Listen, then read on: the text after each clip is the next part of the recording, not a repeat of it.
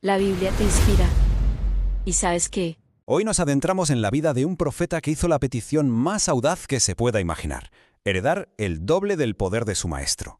Sí, hablamos de Eliseo y de cómo esa petición acabó forjando un legado de milagros que, desafía toda lógica. Hay que imaginarse la escena. Un hombre, Eliseo, se acerca a su mentor, el legendario profeta Elías, justo antes de que éste sea llevado al cielo. En ese momento clave, no pide seguridad, ni riquezas, ni fama, no. Pide una doble porción de su espíritu, una petición que, como veremos, marcaría el resto de su vida. Pero, ¿quién era este hombre tan atrevido? Para entender de dónde sale esa petición tenemos que retroceder un poco a cómo era su vida antes de que la profecía llamara a su puerta.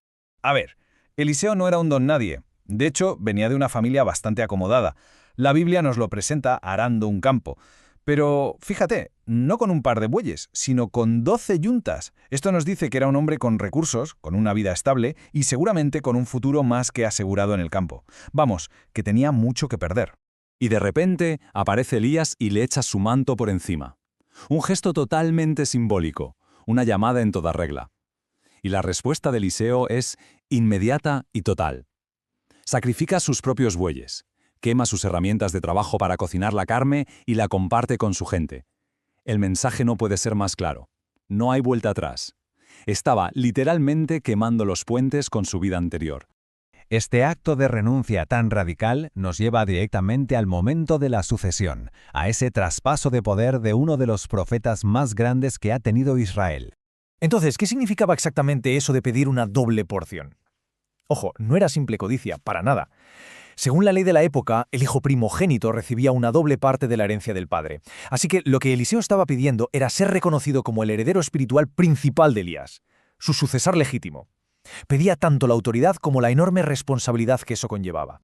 La gran pregunta es, ¿se cumplió su petición? ¿Consiguió esa doble porción? Pues todo apunta a que la respuesta es un sí rotundo. Y la prueba es fascinante. Si nos ponemos a contar los milagros que aparecen registrados en los textos, vemos un patrón clarísimo. Mientras que a Elías, que ya era una figura monumental, se le conocen 8 grandes milagros, a Eliseo se le atribuyen 16, exactamente el doble. La doble porción hecha realidad. Su primera acción como sucesor fue, digamos, una prueba de fuego. Justo después de ver a Elías subir al cielo, Eliseo coge su manto, golpea el río Jordán y las aguas se abren en dos, tal y como habían hecho para su maestro. Esto fue mucho más que un milagro, fue la señal pública de que efectivamente el espíritu de Elías ahora estaba con él. Y con esa confirmación arranca un ministerio absolutamente extraordinario, una vida entera dedicada a realizar prodigios que tuvieron un impacto tremendo, tanto a nivel personal como para toda la nación. Es muy curioso porque su propio nombre, que significa Dios es el Salvador, resume a la perfección la esencia de su trabajo. Casi todos sus milagros se centraban en eso, en rescatar, en proveer, en salvar a la gente de situaciones que parecían no tener salida.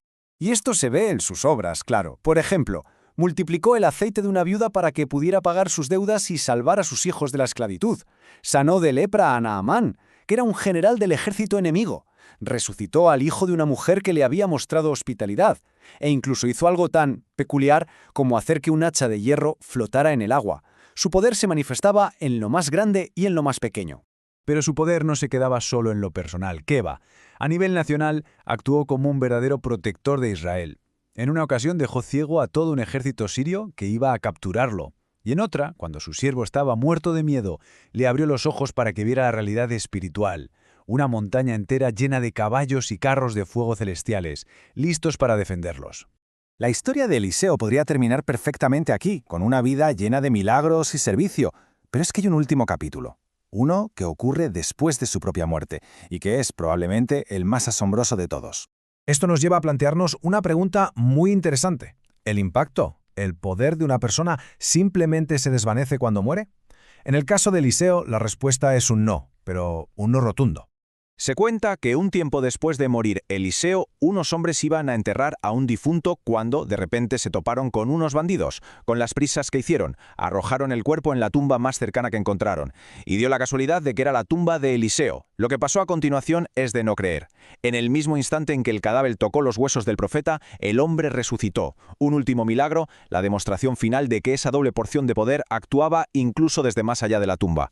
Y así, la historia de Eliseo, que empieza con una petición casi impensable por una doble porción de poder, termina con un poder que trasciende la propia muerte. Y esto nos deja con una reflexión final. ¿Qué define un verdadero legado? ¿Son las cosas que hacemos en vida o es quizá el impacto que perdura mucho después de que nos hayamos ido? Si te ha inspirado, dale like y síguenos para ver nuevos contenidos.